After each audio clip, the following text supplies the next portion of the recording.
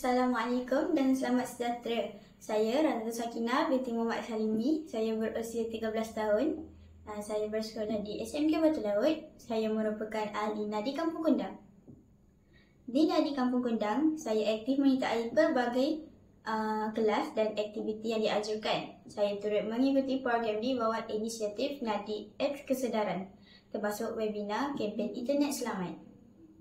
Melalui pengajuan program ini, saya memperoleh pengetahuan dan saya belajar tentang bahaya menggunakan gadget yang berlebihan, tentang buli cyber yang boleh menyakitkan hati seseorang, tentang deepfake yang boleh mengelirukan, dan tentang scam atas talian yang boleh menipu sesiapa sahaja. Semua ini membuatkan saya lebih berhati-hati, lebih peka dalam menggunakan teknologi. Program-program yang dilaksanakan di Nadi telah memberi banyak manfaat bukan kepada diri saya tetapi juga kepada rakan-rakan sebaya dalam meningkatkan kesedaran dan keselamatan dalam penggunaan teknologi. Sekian, terima kasih. Nadi Kampung Kundang.